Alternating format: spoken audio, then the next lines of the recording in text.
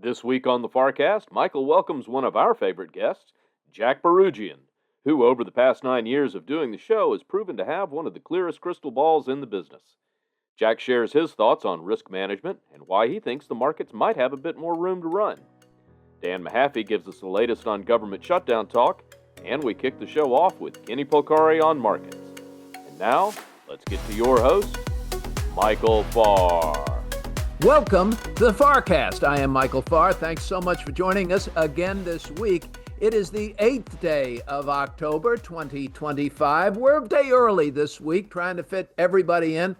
Jack Bouroudjian coming up in segment 3, but we're going to record Jack tomorrow, and lots to talk about with Dan Mahaffee, of course, again this week.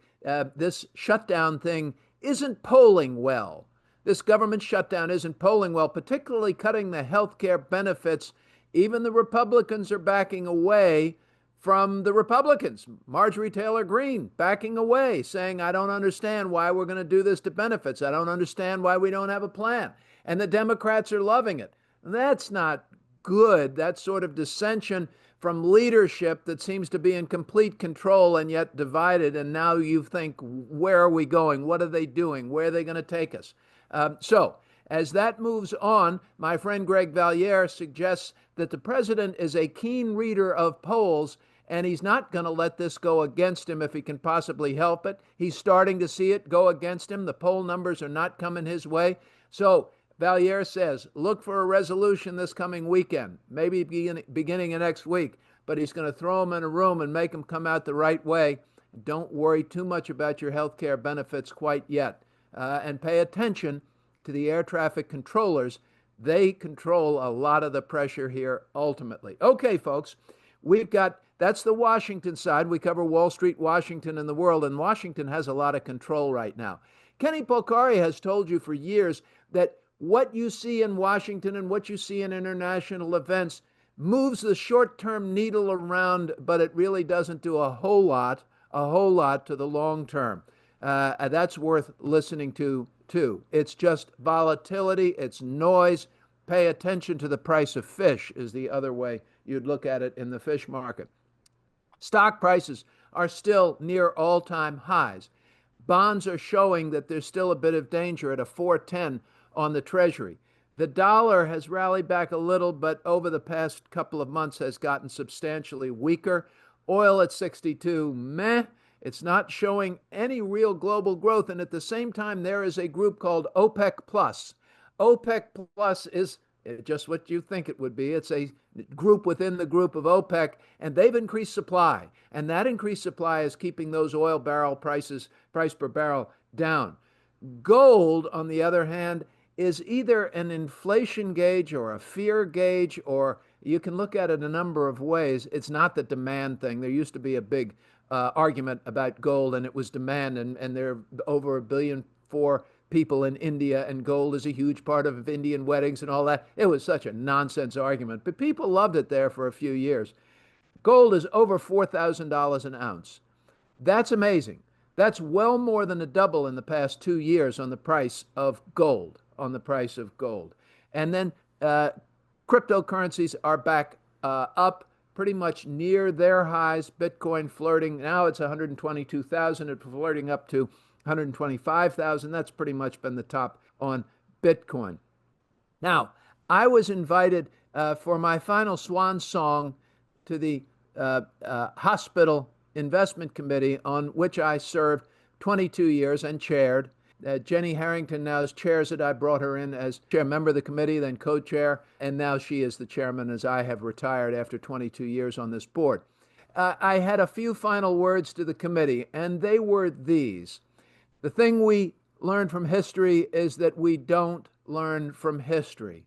Time in the markets and not timing of the markets will make you money. Emotions are your foe. And when you're thinking about an organization's goals of preserving cash for the next 100 years, the next 20 minutes couldn't matter less. What matters is staying with your investment discipline. Don't start changing your asset allocation because markets are all of a sudden very, very high. Markets are very, very high. They're very expensive. I had someone yesterday saying, but isn't this a new normal? And I said, no, there are no new normals. That's media buzz is what that is. No new normals. It may rhyme, okay, doesn't necessarily repeat, rhymes. No new normals. Normal is normal, and normal is there are valuations, there are rules. They go to excesses. Markets always go to excesses. Who makes money? Folks like Warren Buffett, who stay in, and when it really drops, they buy some. That's it. That's all you have to do. And then never ever sell anything. It's pretty simple. Stay with your discipline and don't get pulled by the siren song of all-time highs. Do get pulled in by the siren song of all-time lows if it'll get you to buy. Most people want to sell at all-time lows. Just remember, if it feels good, don't do it. If it feels good, don't do it. All right. Kenny Polcari, Chief Investment Strategist at Slate Stone Wealth, the voice and face of Fox Business News. Welcome back, Kenny. Michael, I don't even know how to follow that because you hit every nail right on the head. And can I just tell the audience how handsome you are this morning? You got up, you combed your hair, and you I did comb my hair this morning. I put my teeth in, I combed the hair. And then I took the hair off the little mannequin and I pasted it down.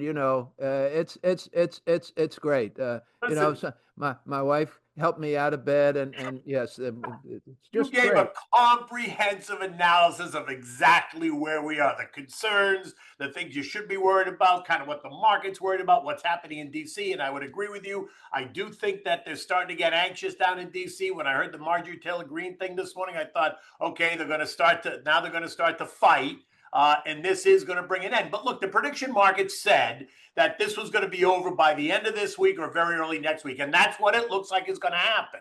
To your point, Trump is becoming aware that, the polls are going against him and this should not drag on. And he will do, what he always does, right? And try to make that deal, especially now if there's kind of a fracturing of the Republican Party itself.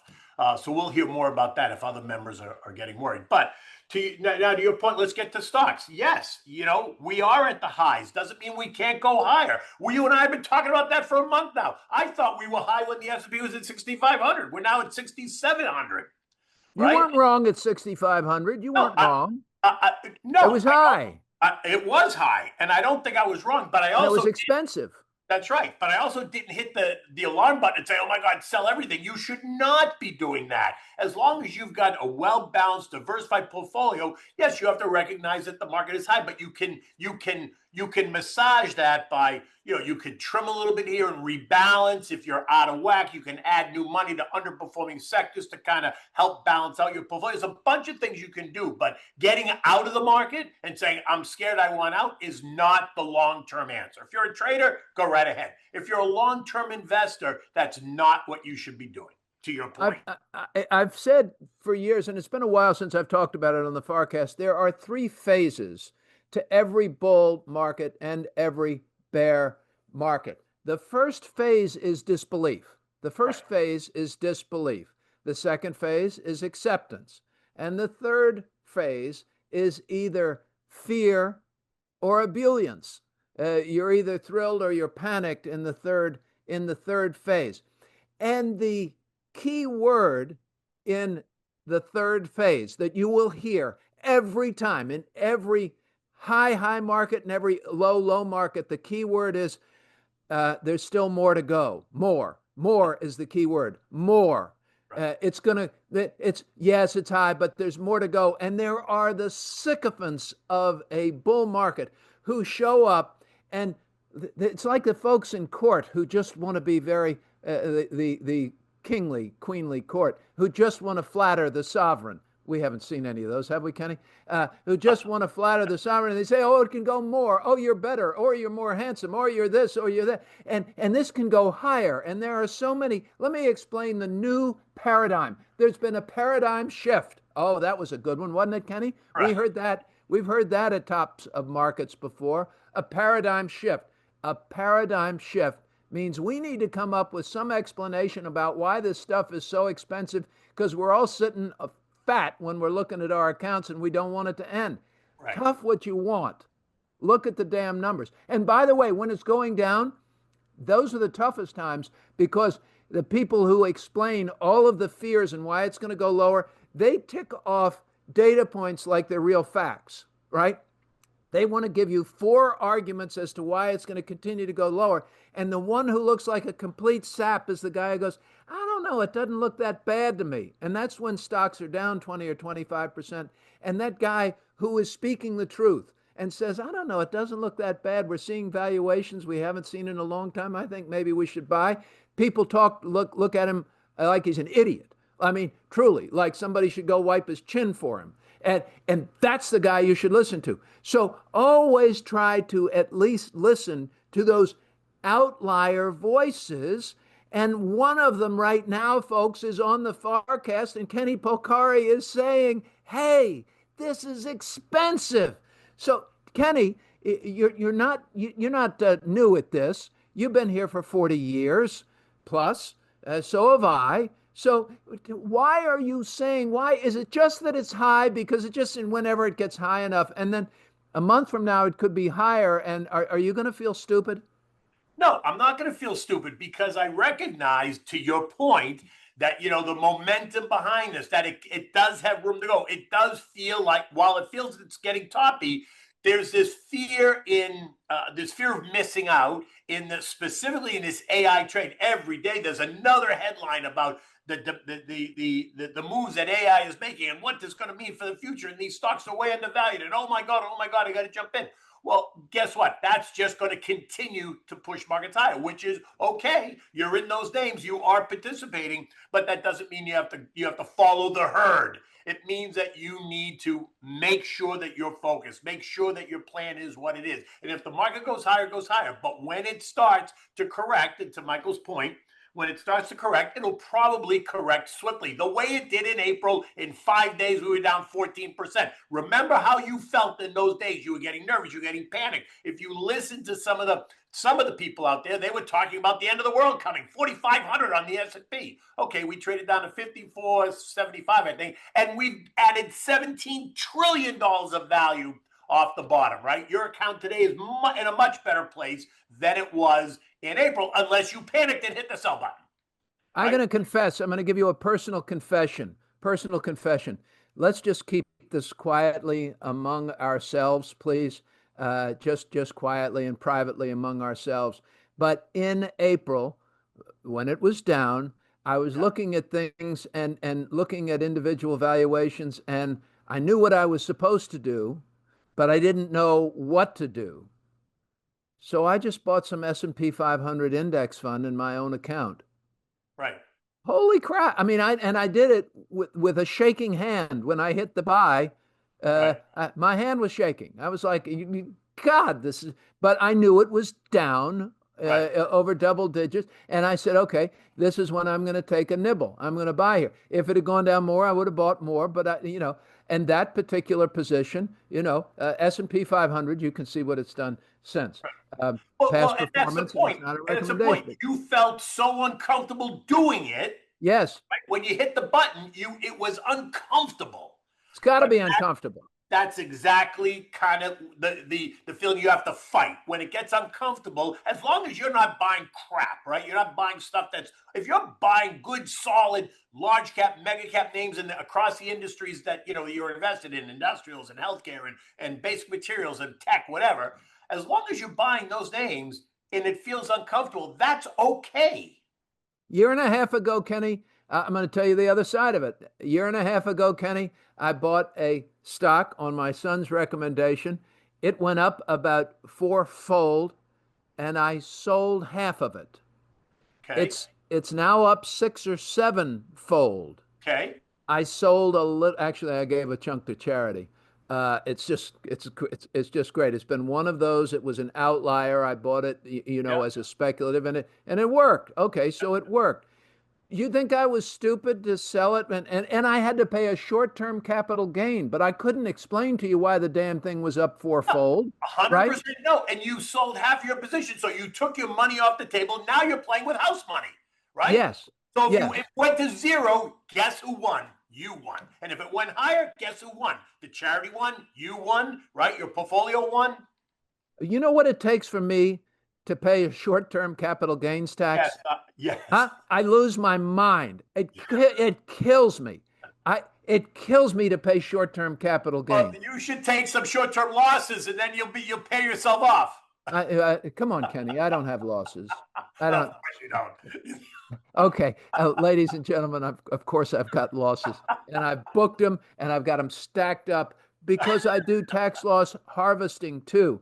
When the market goes down and I've got perfectly good stocks that have really dropped, I will sell them for 31 days. And I will harvest those losses and keep them on the books because I hate paying capital gains, but I'll try to take advantage of that too. I don't always get it right. And the thing I really screw up with tax loss harvesting for my personal account, I'm just talking about my personal account. Well, my tax loss harvesting is that I don't talk myself into buying it back after the 31 days. There's normally something that's down just doesn't go back up, doesn't bounce back up in 31 days, and it's still down, and I'm just sort of glad to be rid of the damn thing at that point. And sure as hell, 2 years later, you look and it's right back up. So the discipline works, and even pros get it wrong. Are there better investors than I am? Sure there are. There are plenty of them. Polcari's probably better than I am.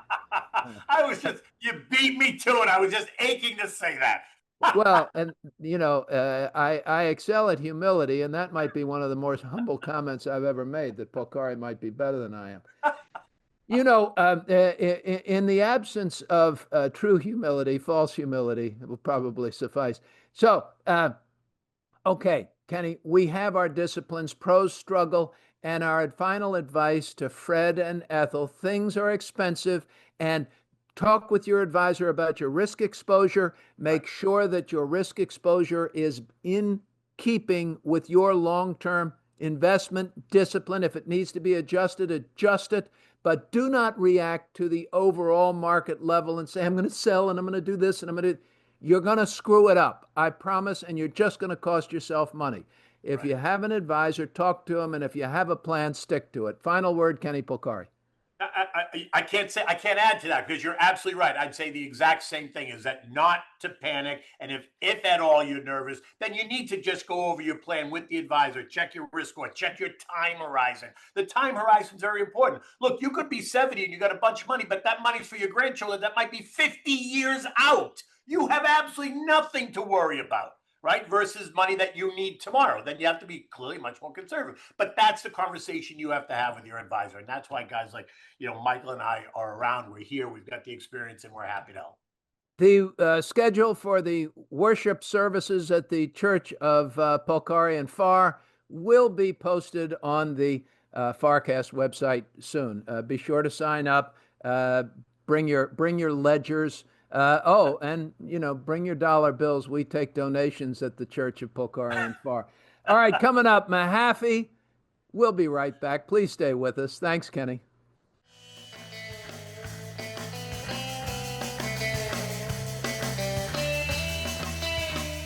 Thanks for being with us on Season 9 of the FarrCast.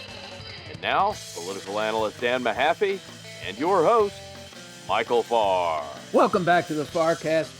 Dan Mahaffee is the president of the Dr. Scholl Foundation, a scholar at the Center for the Study of the Presidency and Congress, a Washington, D.C. think tank, and our senior political analyst on the FarrCast, now in Season 9, ladies and gentlemen. God bless you and keep you. For those listeners who have been with us for 9 years, it's absolutely fabulous. I think Harry is probably one of those 6 listeners now in 9 years, and that's only because he has to. The other 4 of you, I'm very, very grateful. Thank you. All right, Dan Mahaffee, you are in Washington, D.C. We are an occupied city. You've been at a dinner for the Center for the Study of the Presidency and Congress. What's it like to be back in Washington, Dan? What's the feeling? Have you seen the National Guard? Does it feel different than the last time you were here? Look, I certainly feel the vibe here in Washington, I would say, is more sedated. I don't think you'd see the occupation. Now, mind you, I've been mostly in meetings in the Georgetown area, so not where you've seen the deployments on the Mall or Union Station, though I've been told by folks who were meeting with me. They do see the troops, but these are largely young guardsmen idling about on their phones when not doing other things like garbage pickup or things like that. So I think where you see the more forceful effects right now and what's ongoing is, I'm now in Washington. The attention, I think, is now actually back home in Chicago, where you see now, and we've seen over the past weeks, very aggressive immigration raids, things like that going on throughout the Chicago area. And now, frankly, very unprecedented, and we're waiting to see what the courts will say on this deployment of troops from one state's National Guard to another state over the objections of its governor. A lot of questions for the Constitution and federalism there that are being marched over proverbially and naturally in real time. Dan, we've got this shutdown going on. The president apparently is looking closely at the polls, starting to put some pressure on Congress to resolve things. We've got Marjorie Taylor Greene coming out and saying that she doesn't know why there hasn't been a better plan. She doesn't like the cut in health care benefits. She doesn't know where they're going.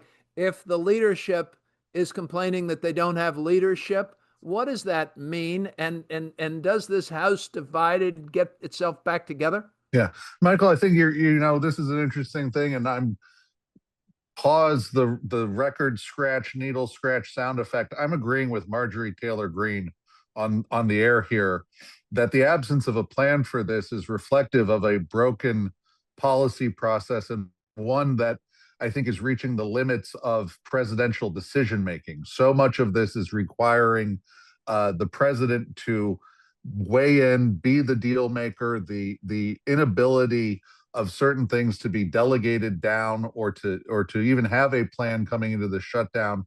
You see that, and I think again you see the pressure turning back in some of these ways, that these threats to federal workers, the withholding paychecks, things like that, the firings, those threats are backfiring in the court of public opinion, particularly among those vital independent swing voters. Also, though, you see that the question of who will resolve this, if the president himself is the true deal maker, the one who will get things done in this town. Why is he the one not now moving to make a deal when many of his voters, as we've pointed out previously, many of his voters will rely on these healthcare subsidies for affordable healthcare next year? You got Mike Johnson, who's saying if the Democrats would just agree, we've got a deal. And you've got Hakeem Jeffries saying if the Republicans would just agree with us, we'd have a deal. And that's all they say, and nobody's moving. How do you get them to move? The one person who can get them to move is when President Trump will say, because he can go to the House Republicans and say, now vote on this deal. Can he do that? He can. Will he do? Will he do that? And will he give on this on the healthcare benefits issue, given that it's polling so poorly? How does he do it without giving in? Well, he does it by saying we're making this deal so that we can begin the negotiation. And I think that was ultimately what we've been circling around as the exit from this, is that the deal is not going to be had now. The deal is going to be to reopen government so you have time to negotiate an ultimate outcome on this. Now, I think the intransigence on both sides, as you see from Jeffries, from Johnson, and again, the president digging in and choosing the threatening path first. But again, now that he's seeing that backfire, and the reminders from this podcast, who knows if he listens, but from Marjorie Taylor Greene, from Steve Bannon, from others in his orbit, who are telling him that these are voters of yours who are reliant on these subsidies, and that there needs to be a plan for this. Mr. President, we'd like to see you get this one resolved. A lot of lives at stake. We know you know that, but and I think I bet that the president does listen to the FarrCast. He hasn't sent me any notes, but Mr. President, I will reach out with my cell phone number. Yeah, you call, but then again, Harry's not in El Salvador, so they can't be listening that closely. If they were listening that closely, you're right. That's exactly where Harry would be. Dan, George Will writes a column today and asks, could Ukraine just be the first step for Russia? What do you think? And I want to move to Israel after this, so let's not go too long. Yeah, no, I think it is definitely more than just the first step for Russia, and one that we've seen the Russians now uh, expand their attacks throughout Ukraine, throughout the west of the country, which had previously been a safe haven, stepping up attacks on civilian targets. They're trying to hit train stations during rush hour, things like that you see happening in Ukraine. But also you see this testing of, will it be the Baltics next? Will it be Poland? Will it be something through Belarus? And you look at also the drone shutdowns of the airports throughout Europe, things of that nature, where Putin is feeling around for something where he can say he's pushing on the Europeans, but not in a way that triggers a full NATO, full American-led response. And that's what I think we need to be wary of. And I think what you see, though, and I think this is a good segue to the Israel portion, too, is that, frankly, the president is tiring of some of Putin's rope-a-dope after this long. It's taken a while, but you see it now in the move to release Tomahawk missiles to the Ukrainians. So, look, I think the reality of this is coming to the president because, look, as much as the president wants to say that Ukraine is Biden's war, if this escalates in Europe, it's Trump's war. It is Trump's war. So does it? And I think that's, yes, I think it is going to escalate in the sense of before the holidays, you're going to try and see the Russians provoke things along. Does Trump change? Does he pivot? Does he offer more support? Does he let Ukraine loose here with weapons they need I think you to really see, attack you see Russia? the reins coming off the Ukrainians, but I think you need to continue to see the commitment by the Europeans. We've now reached the point, this was a fact raised at the dinner, that combined European defense spending is now finally surpassing the U.S. So that figure, if that can continue, and look, you see the issues in France. Look, that's a great win for President Trump, I think. That's a big win for President Trump. And to continue that, but again, the issue for Europe is how do we pay for this? And how do they pay for it? But they're paying for it and we're not, and they're paying for their own defense, and we're still paying a great deal of money. But I'm very happy to see them more engaged financially. I think they should be. So there's a political opinion from Farr.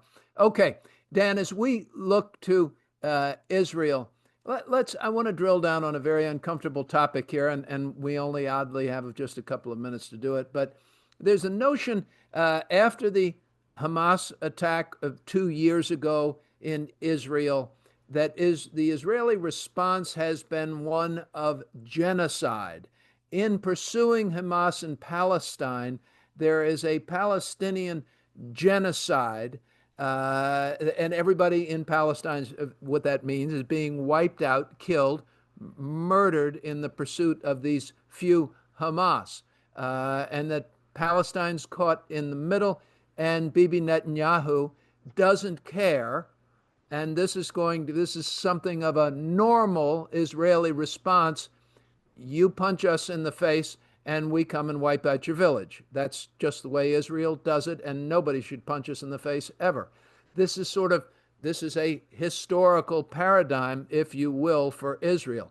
Have I got that wrong? What am I seeing wrong here? Yeah. And because when you look at the lives lost in Palestine, I don't know that genocide is the right term, but there are a lot of people who are dying in Palestine, and that is a tragedy. Dear God, it's a tragedy.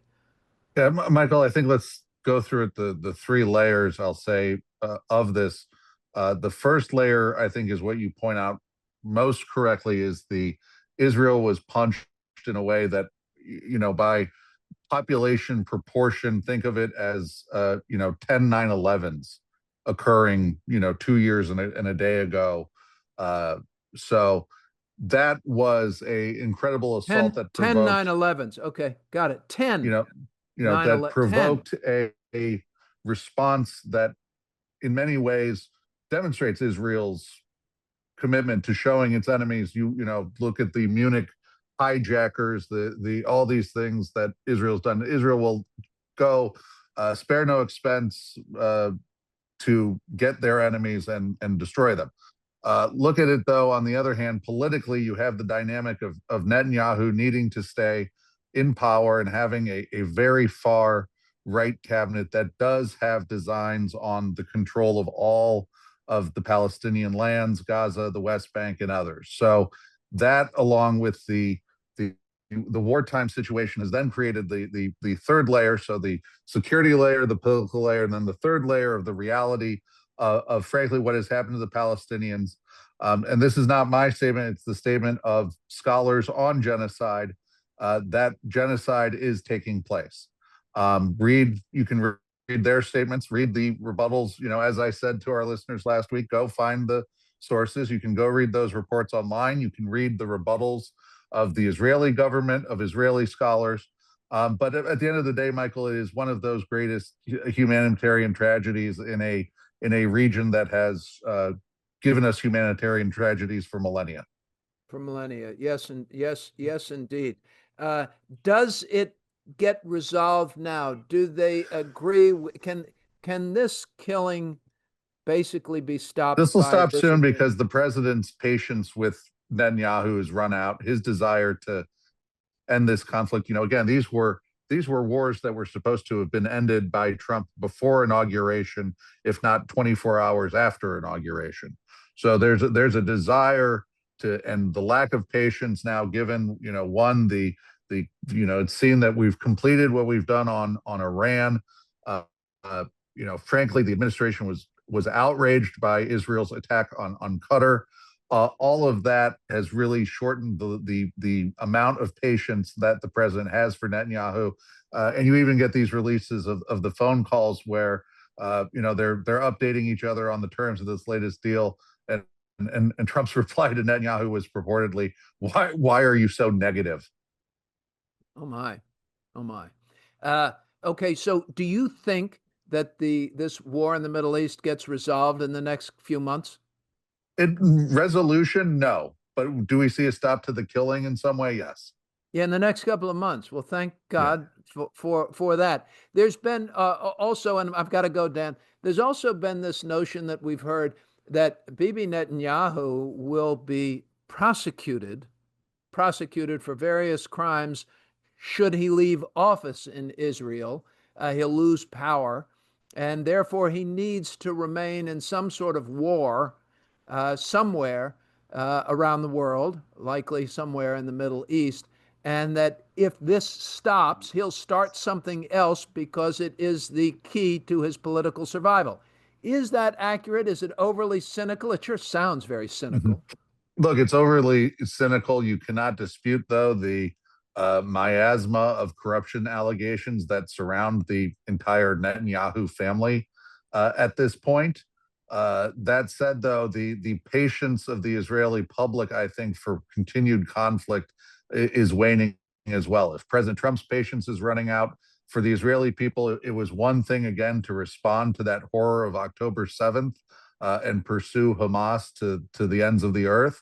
On the other hand, to reignite another conflict in the region at a time when, frankly, your biggest ally is saying it's time to stop. I don't think even the Israeli body politic, other than the extreme rightists, would be able to endure that.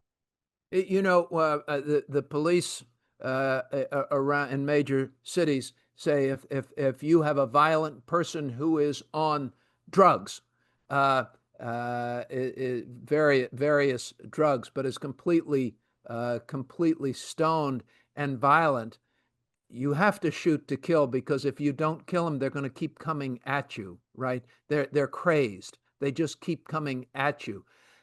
Is there a situation where Israel has said we need to finish the job, and is there a chance that they would be ending their pursuit of Hamas prematurely? It doesn't feel like there could be that much of a threat left from Hamas, is there? No, I think the actual military threat from Hamas is limited. It's what next group, what next militant is being inspired by the footage they're seeing every day from Gaza becomes the question. What is the Hamas 2.0 and 3.0 that's being created by this continued conflict is the question for me, not have they gone or finished Hamas 1.0.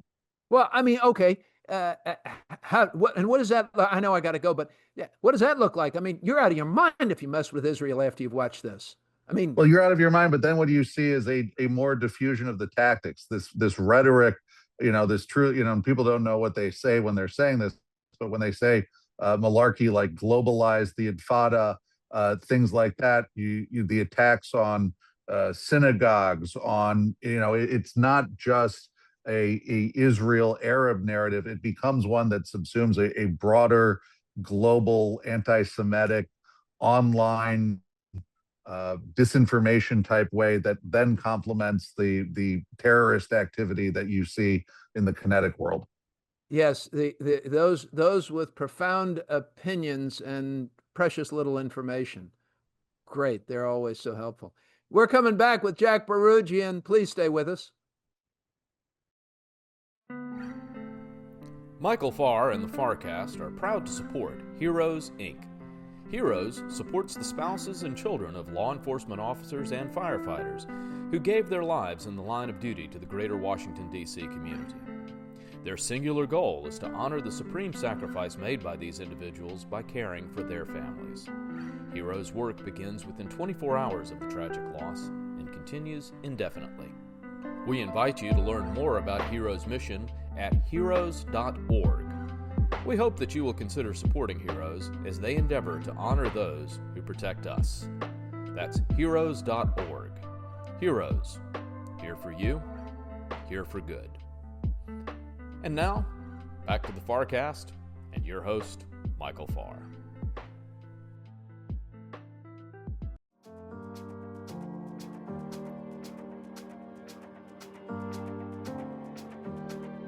We appreciate you listening into the FarrCast this week.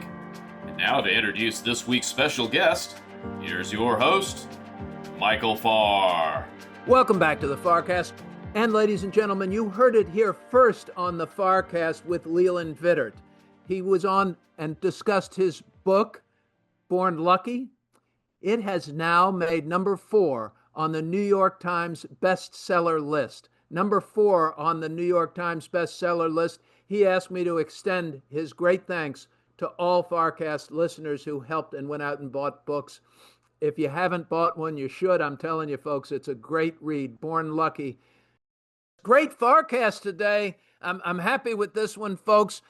We started a little earlier in the week. We had Polcari, very interesting conversation about more. That's what you hear at market tops and market bottoms. There's always that group of sycophants, folks, who tell you why there's more to go. There's more to go on the downside, and you're an idiot if you start to think you should buy it, even though it's down 20%, because the world's going to end and everything's awful. And then there's the same group when it's making new all-time highs. The air's thin, people are getting dizzy, but they say, no, it's different this time. This is a new normal. It's a new paradigm. There's been a paradigm shift. We've heard it all before, Polcari and I. We have. And the other guy who's heard it all before is my friend Jack Bouroudjian. I can also tell you that Polcari, Bouroudjian, and Ron and Sana and I are all were born within a month of each other in 1961. Jack Bouroudjian, really one of the wisest, most insightful folks we ever have on the FarrCast. If you've listened to Jack, you've made a lot of money over the years. We're now in season 9, Jack. He's chair of SmartX Data and InfraX and a bunch of other things. Welcome back, Jack. Thanks, Michael. Always a pleasure being on. I saw the Fed minutes today, and they said there was pretty much consensus over the 1/4 point cut that they had, but not a lot of consensus going forward, though maybe a bias towards easing. Fed seems to be in a bit of a quandary, and they want to see data, and now with the government shutdown and everything else, maybe they can't see as much data, and markets keep going up, and NVIDIA has a new all-time high today in the pre-market. What's going on, Jack? How expensive is it or isn't it? And what do you think about my comments about more? Well, yeah, first, let's talk about how the fact that the market seems to go up whenever the government is shut down, which I love. The fact, no, they can't mess it up. You know what I mean? It is really the bottom line there. As far as what's going on in the markets and more, I think Kenny is spot on. I think we've got to be very, very careful these days. But remember one thing. The market can stay overbought for a long time. If we think back on it, and we're all old enough to remember when Greenspan came out in 1996 and talked about Irrational exuberance. Irrational exuberance, exactly right. And I remember the market almost doubled from that point between there and the end of the decade. So, exactly right. To me, it's more a question of timing. Now, as far as this market goes, people are looking at it. People are talking bubbles. People are talking, they're worried. I've heard, every major hedge fund manager, Tudor Jones, everybody except for Tepper. All right, become very, very defensive. Ray Dalio, but these guys have been defensive now for the last 2 years. Had you listened to them for these last 2 years? And Michael, you know this. You would have lost money. You would have been sitting in cash on the sidelines, watching these double-digit returns in equity, scratching your head, going, "Why am I on the sidelines?" Which, by the way, is happening to a lot of fund managers over the course of these last couple of weeks, and I've got a feeling that's what's going to happen over the course of the next few weeks. We have got people that are underperforming this market. April scared them. The tariffs scared them. They got into cash. They got it. And now they're sitting and they're underperforming the benchmarks. And you know what that happens, Michael. When that happens, you end up seeing a chasing of returns towards the end of the year. So I wouldn't be surprised to see December be a very, very strong month. Now, between now and then, we are in a bit of an air pocket. We're looking at, no data coming out. You're looking at a Fed that's got its hands tied. But the Fed is doing the job for the market, if you think about it. And what I mean by that is it's taking out some of the fluff that you would be pumping into the interest rate quadrant. Interest rates are steady, all right? Commodities are steady. Input costs are steady. If you look at it, beans are no longer in the teens, corn, wheat, crude oil, nat gas, these are all under control. So now the real question is on the employment side. And that's really where, and I think we're going to get into this, the topic of AI comes into play, because the question hanging over the Fed, and no one will say this out loud, is, will the AI revolution that we are now experiencing bring on structured unemployment, at least for the short term? Because that's a real question, and that's something that people have got to be discussing. And what's the answer?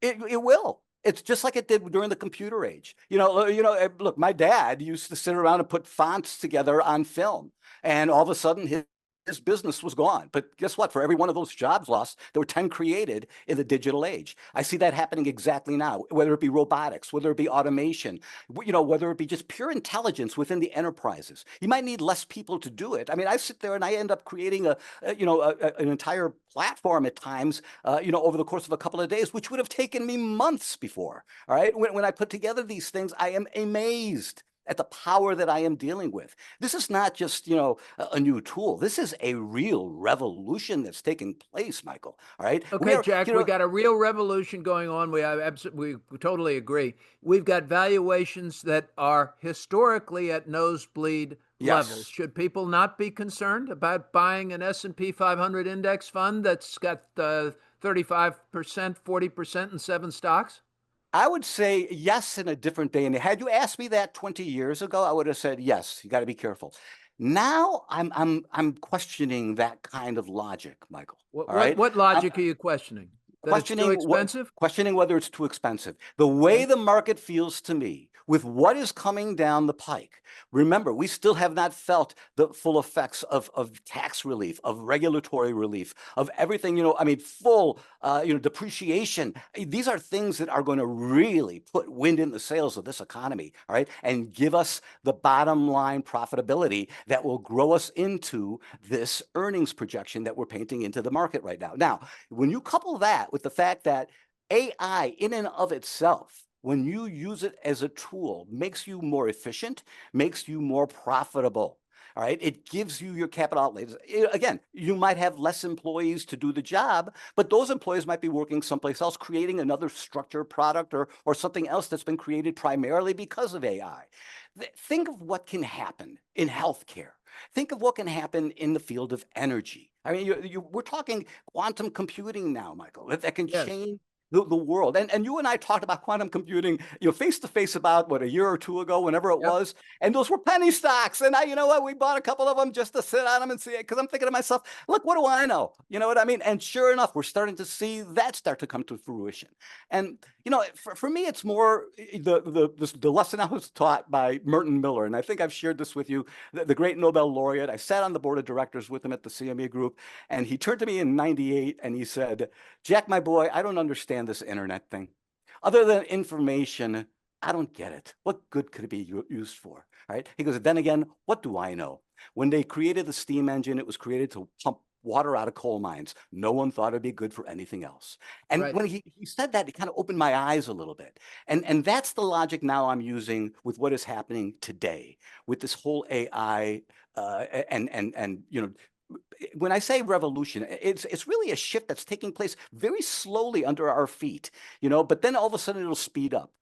And I'll leave you with one last thing, Michael. I'm very lucky. I've got a brilliant nephew who's over at Cal Polytech. He's doing a PhD thesis there on AI. And I said to him, what do you think? And he said, Unc, it's only going to get faster and faster and better and better. And the things that come out of this are going to blow your mind in the next decade. And when he said that to me, you remember, because when he asked me first what I thought, and I said, oh, we'll reach a maturation process, just like we do with anything else, and he's the one who convinced me this might be a little different. And he also talked about the national defense security angle of all of this and how important it is, because this is not just the race for AI dominance, for enterprise reasons. This is for national security reasons. Yardeni says it's everything's very expensive, but we could be at the beginning of a blow-off stage of a big ebullience.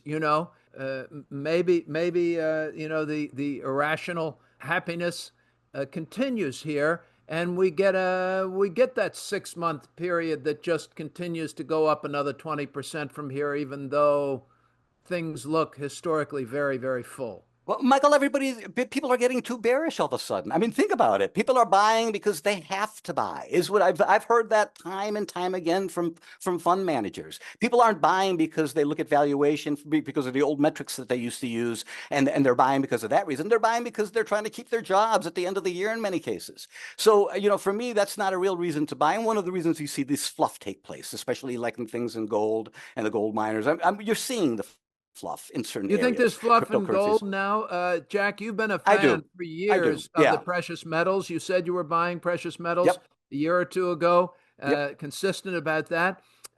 And you were also a fan of crypto back when.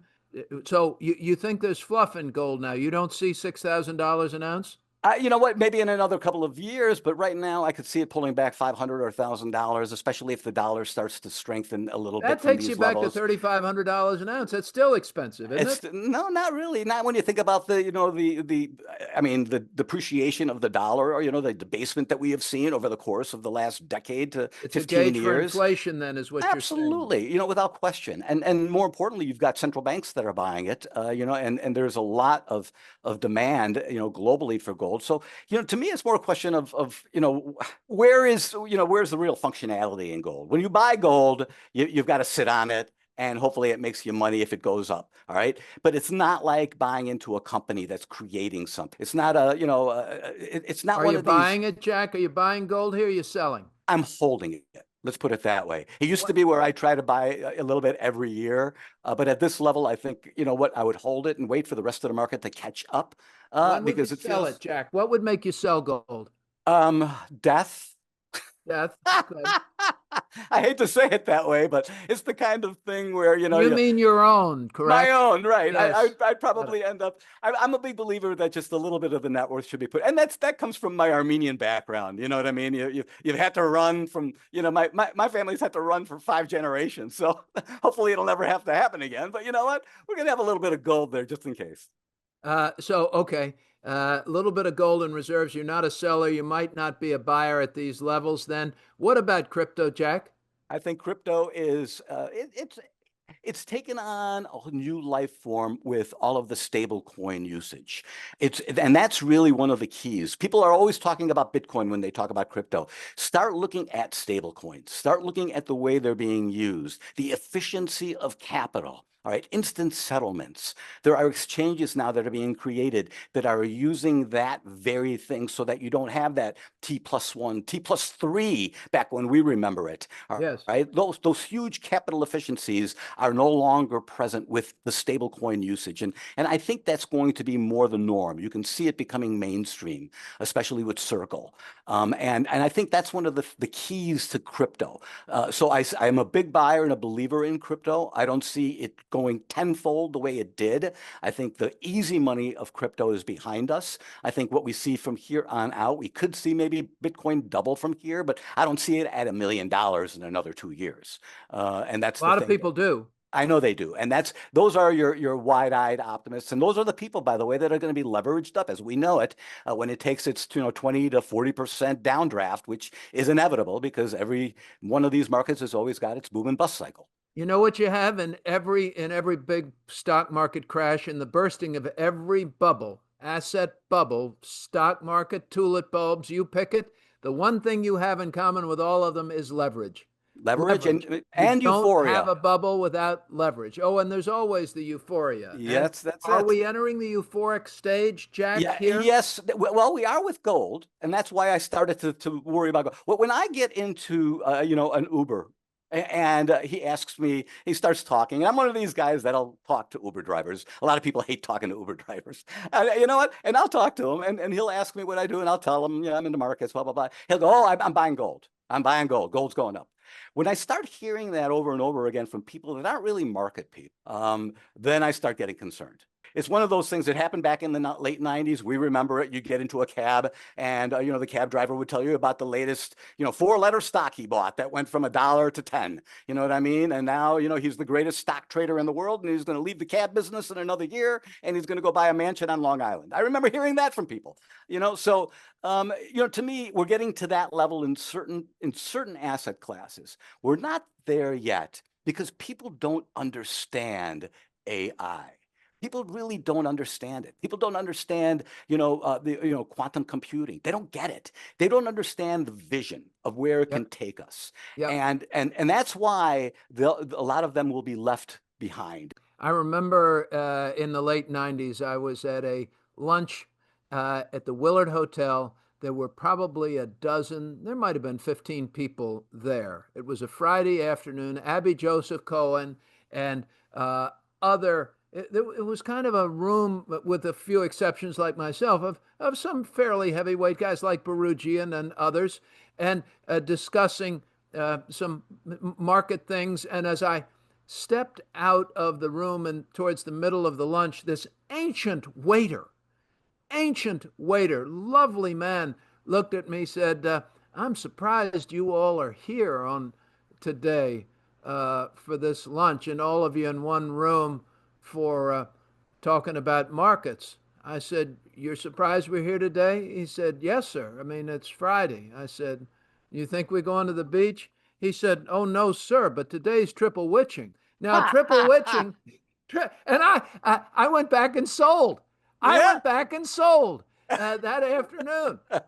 It was late 90s, and I sold some because I thought, and when the waiter starts asking you about triple witching, which is options expiration, futures expiration, it's a triple expiration date, and it adds to volumes, and it can add to trading, and it's volatile, and it all happens in the afternoon, typically around 2 o'clock on. So, those were good things to remember. All right, Jack. Fred and Ethel are liking their stock portfolios. They like their 401ks. They're worried about the risk. They're worried about the Fed. They're worried about the shutdown. They're worried about all of these things. And if they are, much younger than we are, say they're 60, and thinking about retirement at some point, Jack is laughing, ladies and gentlemen, thinking about retirement, they say, what should I do, Jack? What should I do? And if then you give that advice, tell me what you tell the people who are 30 years old and where they should be putting their money today and how differently they should be thinking about this same market. And then Let's we're go. going to leave. Okay, let's go through 3 scenarios for you. I've got my mother-in-law who's in her mid-80s, and I've got her mostly in fixed income. All right, very, very little risk. She has got, very low risk tolerance. She doesn't need any more money, quite frankly. You know what? She can live off of that. And quite frankly, I don't want to even think about putting her money at risk. Then I'm 64. My tolerance for risk is a little different. I still see a market that's going to appreciate over the next few years here, and I want to be part of it. I could see myself maybe lightening up in another 3 or 4. But Michael, I can see this market at a 10,000 S&P within the next 3 or 4 years. All right, and in fact, I could even see it higher than that. I said 7,000, I think, on your show, if I remember Yes. correctly, and this was back earlier. And now we're approaching it. People thought I was out of my mind. I remember somebody listened to your podcast and they said, "Jack, what are you smoking?" And I said, "Why?" They said, "There's no way the market will be at 7,000." I had this discussion at a dinner. Right. And I said, no, I said, watch. I said, you could see it getting there. I said, all the pieces of the puzzle are there. And then my children, who I've sat down with, and I've said, whenever the market breaks 20%, buy it. Don't question it. Buy it. But Dad, buy it. Whatever it is, if you are in your 30s, you should use every opportunity the market gives you to put equity exposure on, because in another 30 years, this market could be at 100,000 S&P. I confessed earlier on the FarrCast today that in April, when it went down, what was it, 13% after the tariffs going everywhere, Emancipation Day? It was 20% in futures, 20%. But yeah. Whatever that was, couldn't figure out what to buy, and so I bought S&P 500 index fund in my own account. I didn't know where else I saw it coming down so quickly, and it hit the levels, and everybody was gloom and doom. But my discipline says, I don't give a damn. I'm buying it. And I did. And, as if with all of those times, I was prepared and I had the time. And I thought, okay, 3rd week of April, it'll be lower and I'm going to buy another slug of it. Well, It went straight up from there. Okay, fine. But boy, what a 6-month trade for owning the S&P 500 index. It's been great. Kind of doesn't happen, right? You don't get those, but it's the discipline part. And if we get 10%, and the interesting question I've also gotten lately is, Farr, at what point do you automatically say, sell it? If you know that you're going to buy it when it does that, if you see this quick rally, would you sell it? And my answer was yes. If I saw within a week a 10% or 15% rally, you bet I would sell. I would sell across the board. And buy protection. Yeah, we buy protection. I think for me, it's more a question of putting some downside protection on, back spreads, maybe 1x2s, to be able to make sure that you've got some downside, real exposure. But for me, Michael, selling this market short, all right, at any time in my life has been the wrong thing to do. All right, for some reason, I have just watched it go straight up. I got into this market in the early 80s when the S&P was at 104. All right, 104. And had I just bought some then and just hung on, it would have been great. But you know what? That's what I'm trying to explain to people. This is when the market, Armageddon is not a strategy for trading. So you cannot be looking for Armageddon. You know what? That's why you have to use these pullbacks as a way to be able to get in and get exposure. I did talk to a fellow recently who was telling me that he was going to start a long short fund. And I said, okay, I think that's a waste of time. He said, why? I said, I've never seen anybody who could do both well. You either have the bias to be a short seller and the mindset and understand how to do it, or you understand how to be a long guy, and then those guys go short the stuff that they get worried and nervous about, and that's an emotional trade. I've never seen anybody handle both sides consistently well. Buying insurance is different, but an active strategy to be long short, my advice every time has been pick your one and do that. You'll make more money than trying to do both. Do you agree with me?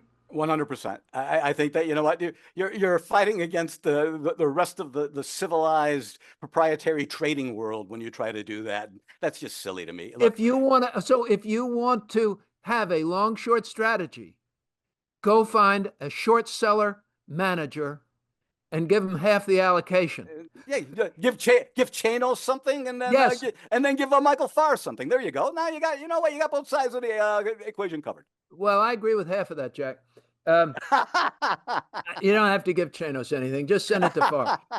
Jack Bouroudjian is the chairman of SmartX Data and InfraX, and my wonderful friend. And I am telling you, if you've listened to him over the 9 seasons of the FarrCast, the one guy you can take to the bank time after time, no matter whether you agree with him or not, no matter how out there you think he is, he's been right. He's been probably one of the most right guy we've had, Harry. Harry, what do you say? Yes? Harry's giving me a thumbs up, nodding his head and frantically trying to find the unmute button. Yeah. Jack, you're the best, and we're not 65 yet. Quit saying that. That's Thank it you, for Michael. another FarrCast, ladies and gentlemen, as we cover Wall Street, Washington, and the world, bringing you insiders each and every week so that we can better understand what's going on, the implications for our world, our economy. That's a wrap for this week's episode of the FarrCast. Thanks to this week's guest, Kenny Polcari, Dan Mahaffee, and special guest, Jack Bouroudjian. And thanks to you, our listeners. We hope you enjoyed the show as much as we enjoy making it for you. The FarrCast is produced by Michael Farr and Harry Jennings and comes to you weekly for free on all major podcast platforms, including Spotify, TuneIn, and Apple Podcasts. Please be aware that anytime we or any of our guests mention a specific company, sector, or refer to performance in relation to an earnings report, news headline, or economic trend, it is not a recommendation to buy or sell. Review the risks and rewards of any investment with your financial advisor for what specific investment and general strategy is appropriate for you before you make any investment decision. And if we can be of assistance here at Farr Miller in Washington, please reach out to me at hjennings@farrmiller.com. We are here to help, and I'll be happy to put you in touch with one of our investment professionals to help you navigate your financial course across the changing investing landscape. We are grateful for all of your notes and comments, and we try to respond to as many as we can. Please keep those emails and messages coming.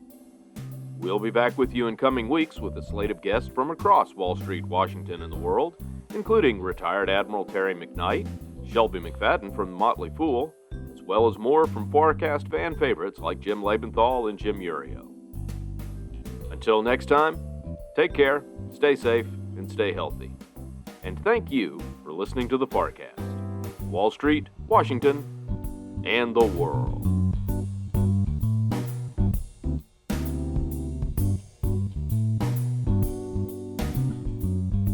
Farr Miller in Washington is a group comprised of investment professionals registered with Hightower Advisors, LLC, and a SEC-registered investment advisor. Some investment professionals may also be registered with Hightower Securities, LLC, member FINRA and SIPC. Advisory services are offered through Hightower Advisors, LLC. Securities are offered through Hightower Securities, LLC. All information referenced herein is from sources believed to be reliable. Farr Miller in Washington and Hightower Advisors, LLC have not independently verified the accuracy or completeness of the information contained in this podcast. Farr Miller in Washington and Hightower Advisors, LLC and any of its affiliates make no representations or warranties, expressed or implied, as to the accuracy or completeness of the information or for statements or errors or omissions or results obtained from the use of this information. Farr Miller in Washington and Hightower Advisors, LLC and any of its affiliates assume no liability for any action made or taken in reliance on or relating in any way to the information. This podcast and the materials contained herein were created for informational purposes only. The opinions expressed are solely those of the authors and do not represent those of Hightower Advisors, LLC or any of its affiliates. Farr Miller in Washington and Hightower Advisors, LLC or any of its affiliates do not provide tax or legal advice. This material was not intended or written to be used or presented in any way to any entity as tax or legal advice. Clients are urged to consult their tax and or legal advisors for related questions.